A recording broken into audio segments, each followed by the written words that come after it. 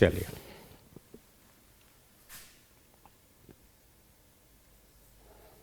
David Easton का व्यवस्था उपागम।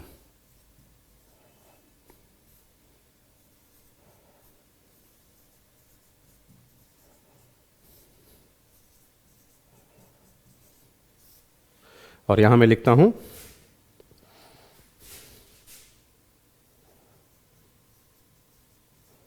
आलमंड तथा पावेल का। ये कहीं कहीं आमंड भी लिखा होता है किसी अलग अलग किताबों में, तो आप उससे कंफ्यूज नहीं होंगे।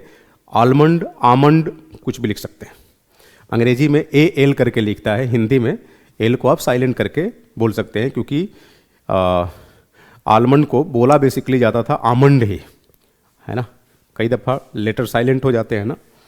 तो आलमंड तथा पावेल का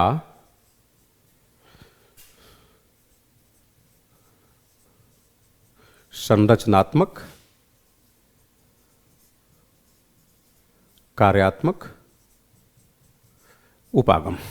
ठीक है,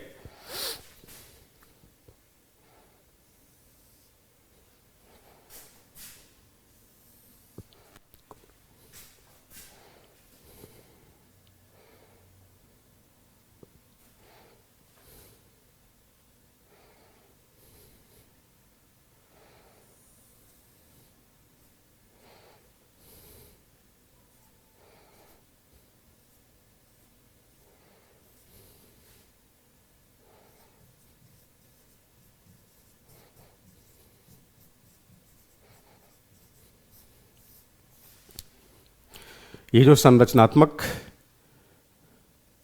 व्यवस्था उपागम, ये क्या है? संरचनात्मक कार्यात्मक उपागम। तो जो ये संरचनात्मक कार्यात्मक उपागम है, ये किसका संवर्धित स्वरूप है? तो जवाब क्या देंगे?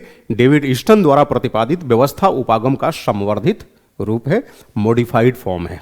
ठीक, डेविड ईस्टन का व्यवस्था उपागम क्या था? कई बार पढ़ चुके हैं, फिर भी एक बार देख लीजिए। इन्होंने क्या किया? राजनीतिक प्रणाली का अध्ययन करने के लिए समाज को पर्यावरण घोषित कर दिया, सामाजिक पर्यावरण।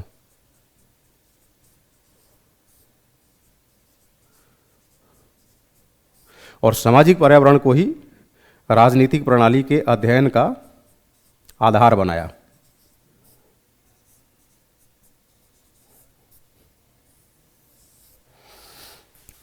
और कहा कि सामाजिक पर्यावरण के अंदर दो इंग्रेडिएंट्स होते हैं, आगत और निर्गत के रूप में।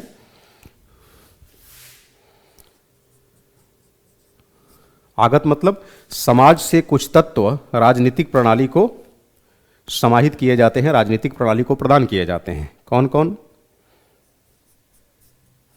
मांग व समर्थन।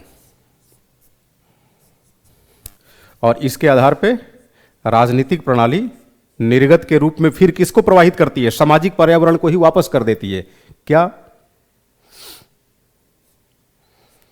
निर्णय व नीतियां।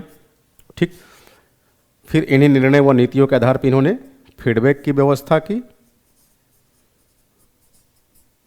और इन्हीं फीडबैक के आधार पे अगेन नए सिरे से मांग व समर्थन जनरेट होगा।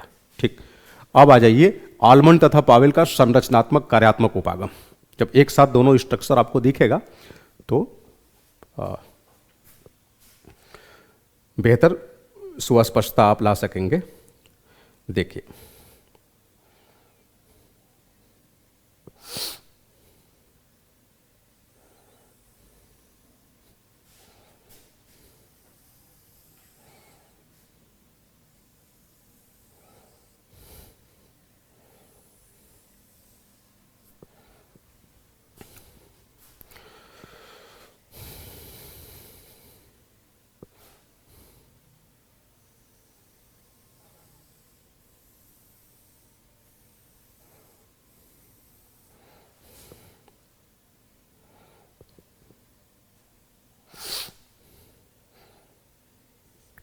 यहां इसने लिखा सामाजिक पर्यावरण।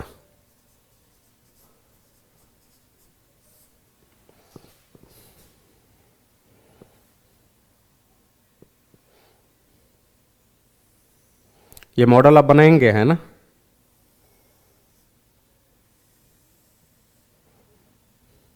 क्योंकि टाइम पास के लिए मैं नहीं बना रहा हूँ, ये आपके नोटबुक में होना चाहिए। एग्जाम में क्वेश्चन पूछेगा, मान लो दोनों का तुलनात्मक अध्ययन पूछा, तो आप ये फ्लो चार्ट वहाँ देना होता है ना?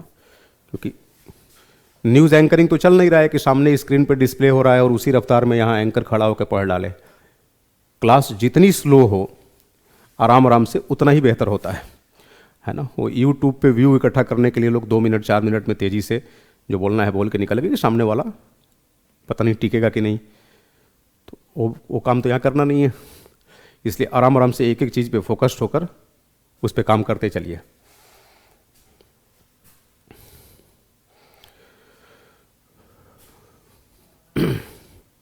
पीपीटी के रूप में भी इसको शो किया जा सकता था, ग्राफ वगैरह को सीधे किताब से उठा के, बट फिर वो आर्टिफिशियल हो जाता है। यहाँ जब आप मेरे साथ साथ बनाएंगे तो आपका दिमाग इन सारे जितने पहलू हैं सब पे कंसंट्रेट हो पाएगा, तो आपकी लॉन्ग टर्म मेमोरी में जाएगा, है ना?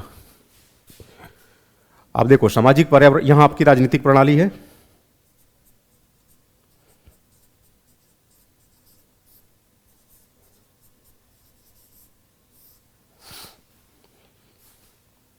सामाजिक पर्यावरण के अंदर आलमंड तथा पावेल ने किसको रखा? आगत तत्वों को रखा, है ना?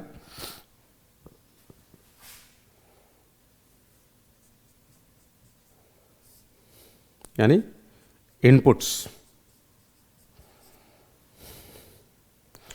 और जो दूसरा इसने पर्यावरण निर्धारित किया वो कौन सा है जी? यहां से शुरू होता है आपका, और इसको क्या लिखेंगे आप? राजनीतिक पर्यावरण। यहां लिख देता हूं ऊपर, राजनीतिक पर्यावरण। और राजनीतिक पर्यावरण के तहत कौन आएगा? निर्गत, यानी आउटपुट्स। ठीक, अब देखिए, यानी जो आगत होगा वो सामाजिक पर्यावरण से आएगा, और सामाजिक पर्यावरण से निकलकर आलमंड पावेल ये नहीं कहते कि वो सामाजिक पर्यावरण में ही चला जाएगा राजनीतिक प्रणाली के दौरान। नहीं, राजनीतिक प्रणाली जब उसे संप्रेषित करेगी, उसे सेंड करेगी, उसे थ्रो ओपन करेगी, तो राजनीतिक पर्यावरण के अंदर भेजेगी, है ना? थोड़ा सा जटिल बना दिया इन्होंने, कोई बात नहीं। आप देख रहे हो यहां सीधे सीधे आगत निर्गत, डेविड ईस्टन के मॉडल में आगत में इन्होंने मांग समर्थन को रख दिया, निर्गत में डिसीजन मेकिंग। यहां गिनने की भी जरूरत नहीं है, आप सीधे लिख सकते हैं डिमांड एंड सपोर्ट, यहां decision making, policy making, that's it. But इन्होंने क्या किया कि इसे एक विधिवत रूप देने का प्रयास किया और कहा कि आगतों की कुल संख्या कितनी है? बताना, आगतों की कुल संख्या कितनी है? 4 है। निर्गतों की कुल संख्या कितनी है? 3 है। जो अब तक हमने पढ़ा उसी को आपके साथ में रिवाइज करा रहा हूं आपको। अब ये जितने आगत हैं, देख रहे हैं यहां पर आगत तत्वों का कोई स्ट्रक्चर नहीं बताया गया है, उनका क्या विशेष फंक्शन होगा ऐसा कुछ नहीं बताया गया है ईस्टन की प्रणाली में, व्यवस्था उपागम में। लेकिन आलमंड व पावेल के संरचनात्मक कार्यात्मक उपागम में प्रत्येक आगत तत्व तथा प्रत्येक निर्गत तत्व को एक खास स्ट्रक्चर और फंक्शन के रूप में शो किया गया है। ठीक है, तो स्ट्रक्चर फंक्शन, हम यहां स्ट्रक्चर लेते हैं।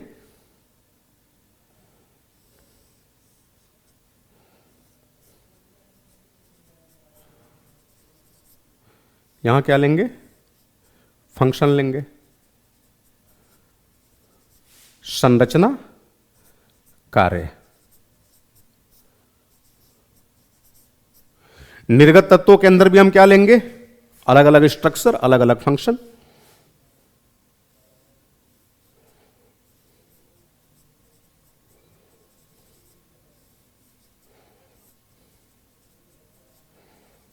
क्लियर ना? Structure function.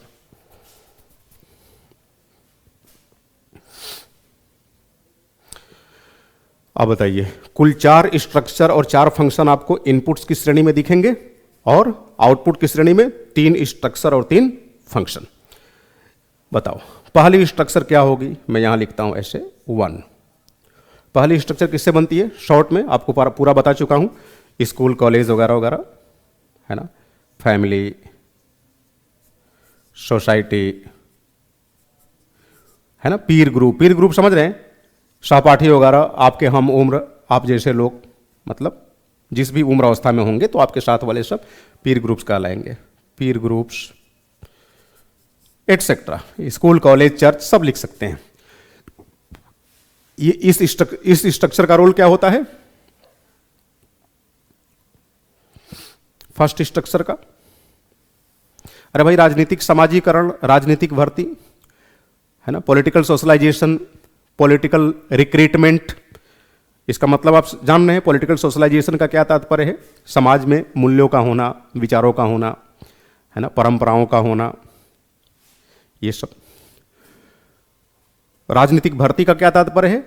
उन मूल्यों, परंपराओं, संस्कारों के प्रति लोगों का समर्थन इकट्ठा करना, है ना। तो स्ट्रक्चर वन का फंक्शन क्या होगा?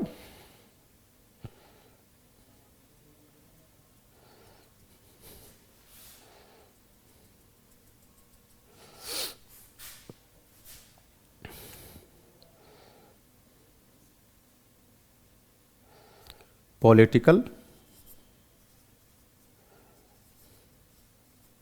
सोशलाइजेशन एंड पॉलिटिकल रिक्रूटमेंट, है ना। राजनीतिक समाजीकरण व राजनीतिक भर्ती, आप अपने से लिख लेंगे बड़ा तस्वीर बना के। दूसरी संरचना क्या है? दूसरी संरचना किससे बन रही है? इंटरेस्ट ग्रुप से। इंटरेस्ट ग्रुप्स,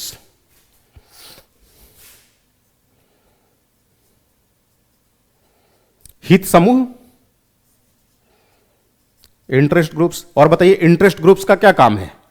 भाई समाज के विभिन्न वर्गों के हितों को प्रकट करना, हितों को सुस्पष्ट करना। तो इसका हो गया आपका इंटरेस्ट आर्टिकुलेशन,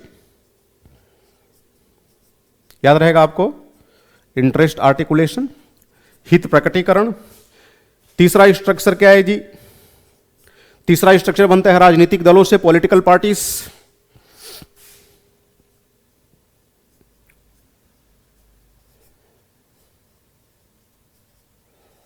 पॉलिटिकल पार्टीज, इनका क्या काम होता है? इनका काम होता है इंटरेस्ट एग्रीगेशन, यानी विभिन्न वर्गों के हितों को क्या करना?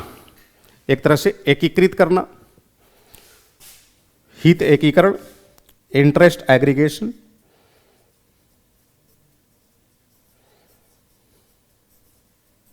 यानी विभिन्न वर्गों के हितों में तालमेल स्थापित करना, कि किसी एक वर्ग के लिए कोई काम करे तो ऐसा ना हो कि दूसरे वर्ग का हित बाधित हो, कोशिश करे कि सभी वर्गों के हितों को ध्यान रखा जा सके। ये राजनीतिक प्रणालियां ऐसी प्रयास करती है।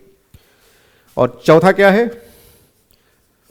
संचार तंत्र, mass media, print media, electronic media, social media, संचार तंत्र कह लो, मास कम्युनिकेशन या मीन्स ऑफ कम्युनिकेशन, कुछ भी लिख लो, मीन्स ऑफ कम्युनिकेशन। इनका क्या रोल होता है? एक तरह से कह सकते हैं राजनीतिक संप्रेषण, है ना, पॉलिटिकल एक्सप्रेशन,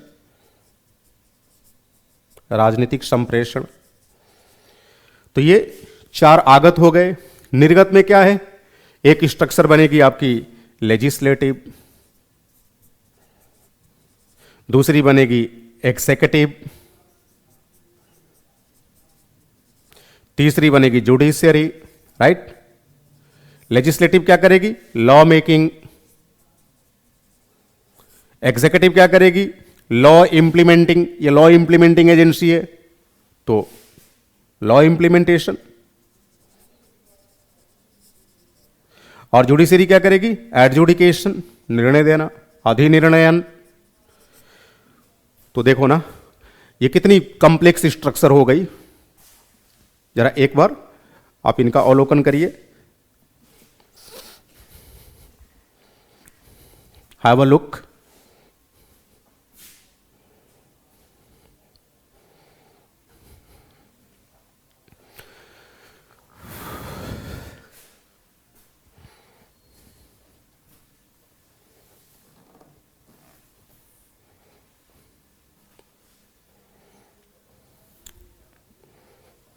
इसको बना भी लेंगे आप। मैं स्पेस बचाने के लिए अंग्रेजी में लिख दिया, इसकी सबकी हिंदी भी आप जान रहे हैं, हम लोग इसको कर चुके हैं।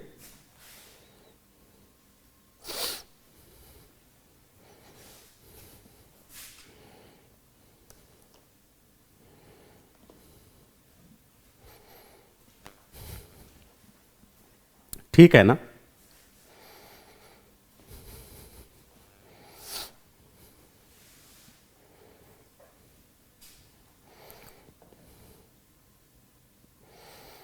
आप देखिए जी, संरचनात्मक कार्यात्मक उपागम की आलोचना। आप देखो, आलोचना का पहला बिंदु आपको यहीं से निकल जाएगा कि ये डेविड ईस्टन की व्यवस्था उपागम का ही जटिल रूप है, कोई बहुत विशेष नहीं है ना। जिस तरीके से हम लोगों ने डेविड ईस्टन के व्यवस्था उपागम के बारे में इसकी आलोचना की थी कि ये पश्चिमी जगत के जो देश हैं उन्हीं की राजनीतिक व्यवस्थाओं का अध्ययन करने के लिए ये बनाया गया है। इसको हम हर देश की, मतलब विकासशील, अल्प विकसित इत्यादि देशों पर सार्वभौमिक रूप से लागू नहीं कर सकते। ये पश्चिमी देशों की व्यवस्थाओं के मद्देनजर ये उपागम तैयार किया गया है।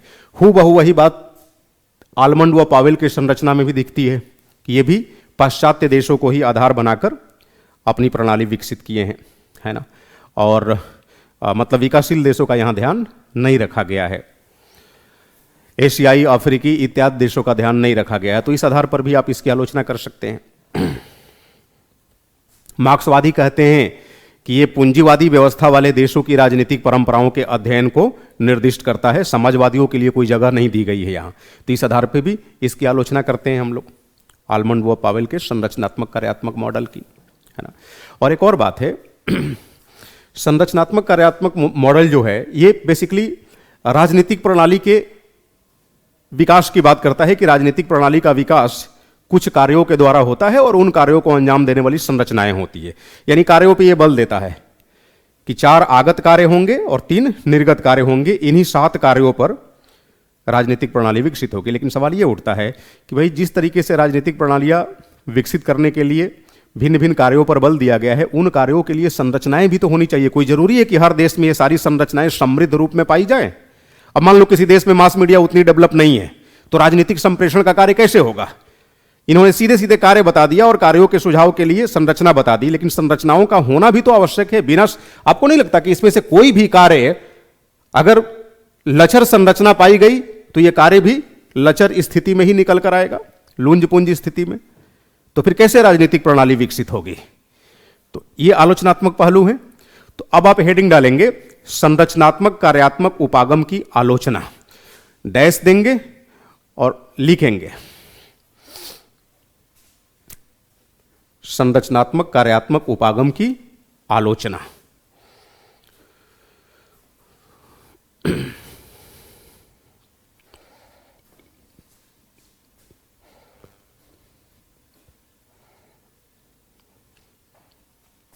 लिखिए, निम्नलिखित तथ्यों के आधार पर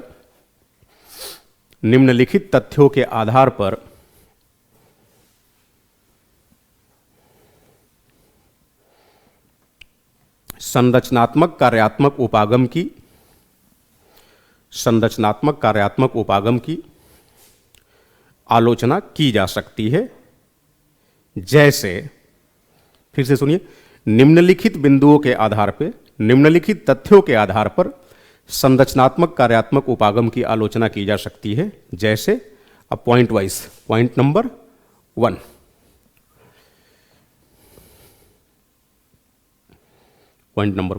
यह उपागम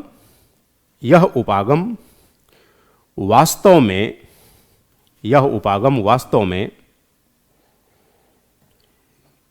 व्यवस्था उपागम का ही,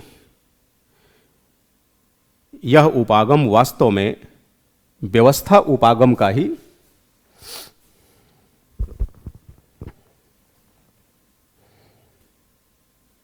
एक प्रकार से विकसित रूप है। यह वास्तव में व्यवस्था उपागम का ही एक प्रकार से विकसित रूप है, जिसमें सरल बातों को जटिल बनाकर प्रस्तुत किया गया है। Full stop. क्लियर है? एक बार फिर से सुन लीजिए, यह वास्तव में व्यवस्था उपागम का ही विकसित रूप है जिसमें सरल बातों को जटिलता के साथ प्रस्तुत किया गया है। तो ये एक आलोचना ही हुई ना। दूसरा पॉइंट नंबर 2, व्यवस्था उपागम की ही तरह, व्यवस्था उपागम की ही तरह संरचनात्मक कार्यात्मक उपागम भी, और जब भी लिखेंगे संरचनात्मक कार्यात्मक तो ये बीच में ये लाइन जरूर लगाएंगे, है ना। व्यवस्था उपागम की ही तरह संरचनात्मक कार्यात्मक उपागम भी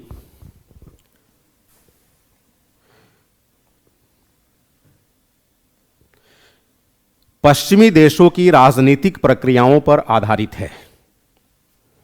पश्चिमी देशों की राजनीतिक प्रक्रिया पर आधारित है।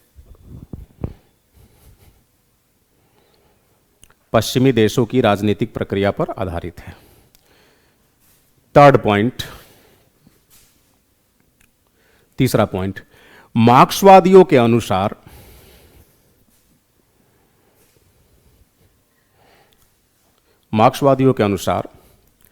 संरचनात्मक कार्यात्मक उपागम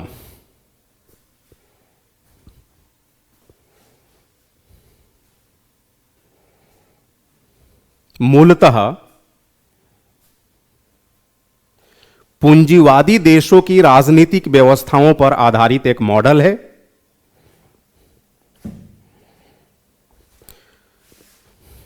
मार्क्सवादियों के अनुसार संरचनात्मक कार्यात्मक उपागम मूलतः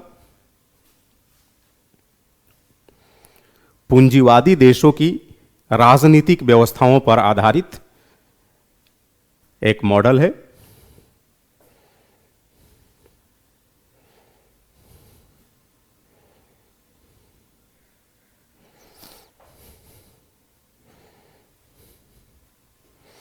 गैर पूंजीवादी देशों की राजनीतिक व्यवस्थाओं के लिए इसमें कुछ भी नहीं है। गैर पूंजीवादी देशों की राजनीतिक व्यवस्थाओं के लिए इसमें कुछ भी नहीं है।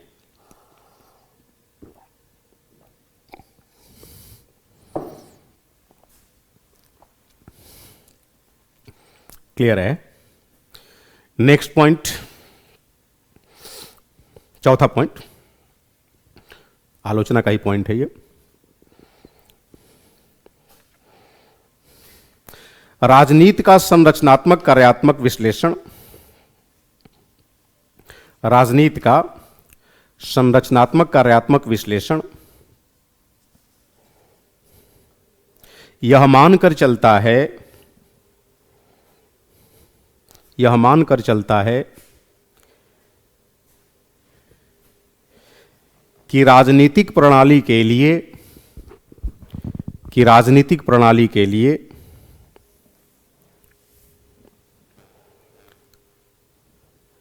कार्य की जगह अंडर ब्रैकेट में क्या लिखेंगे? फंक्शन।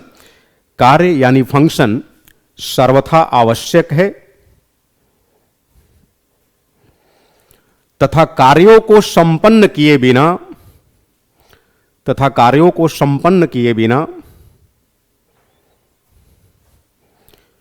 कोई राजनीतिक प्रणाली टिकी नहीं रह सकती। तथा कार्यों को संपन्न किए बिना कोई राजनीतिक प्रणाली टिकी नहीं रह सकती। परंतु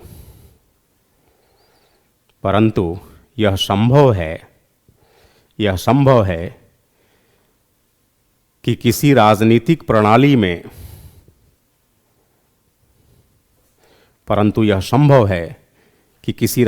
प्रणाली में कार्यों को संपादित अथवा संपन्न कराने के लिए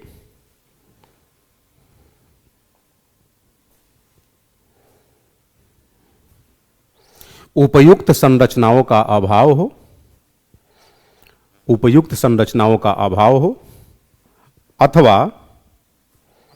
अथवा उपयुक्त संरचनाएं यानी एप्रोप्रिएट स्ट्रक्चर, उपयुक्त संरचनाएं विकसित ही ना हुई हो।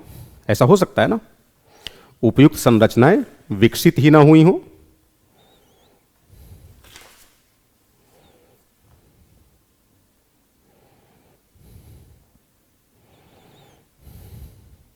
क्लियर है? चलो,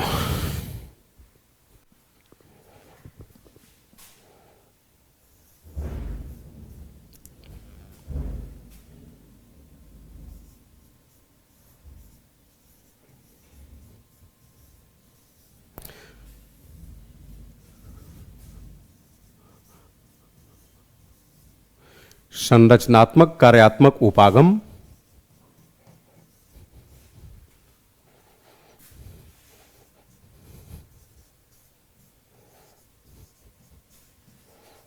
कोई नवीन उपागम नहीं है, अपितु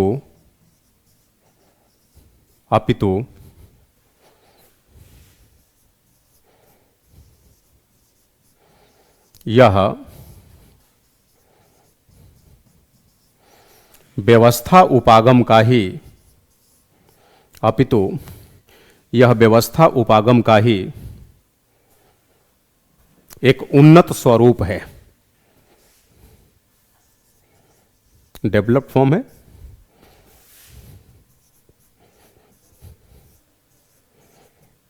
ब्रैकेट इन्वर्टेड कॉमर्स क्लोज्ड। क्या आप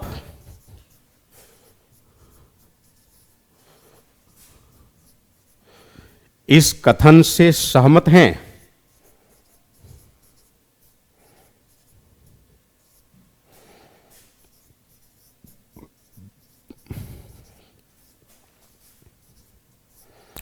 तर्कसंगत उत्तर प्रस्तुत करें।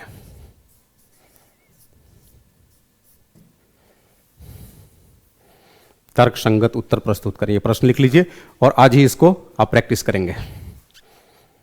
संरचनात्मक कार्यात्मक उपागम कोई नवीन उपागम नहीं है, अपितु यह व्यवस्था उपागम का ही उन्नत स्वरूप है। क्या आप इस कथन से सहमत हैं? तर्कसंगत उत्तर प्रस्तुत करें।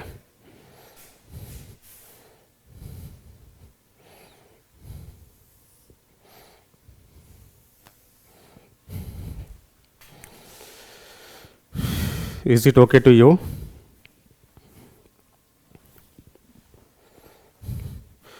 तो इस तरह से हम लोगों ने तुलनात्मक राजनीति के अध्ययन हेतु जो 7 आधुनिक उपागमों की चर्चा करी थी, उसमें से 2 महत्वपूर्ण उपागमों के बारे में हम लोगों ने पढ़ लिया।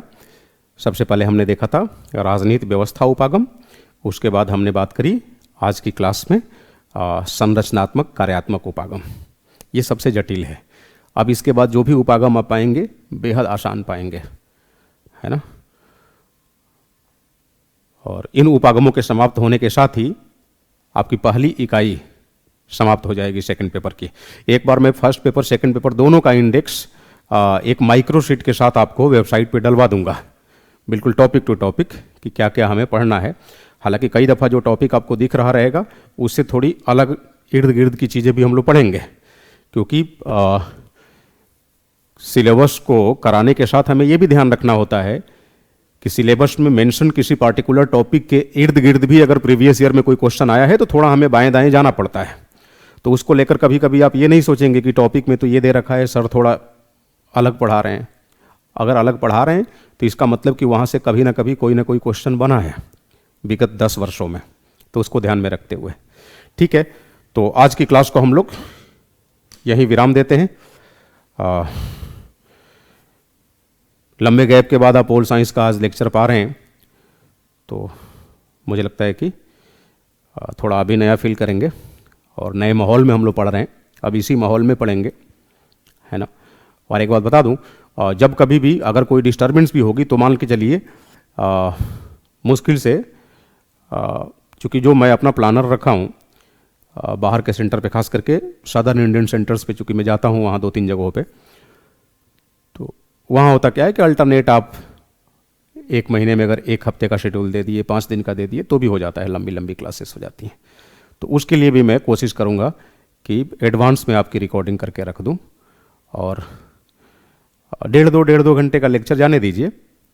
अगर मान लीजिए आपको लगता है कि 1-1 घंटे का आना चाहिए तो आप 1-1 घंटे के अनुसार उसे पढ़िए, कोई दिक्कत नहीं। क्योंकि बीच में देखो कुछ ना कुछ गैप्स तो होते ही रहेंगे, क्योंकि गैप तब नहीं होता है ना जब पहले से आप लेक्चर रिकॉर्ड करके रखे हों, प्लस आपके पास केवल एक ही क्लास हो, पूरा इसी पर आप फोकस कर रहे हो, दूसरी क्लासेस या दूसरी जिम्मेदारियां ना हो।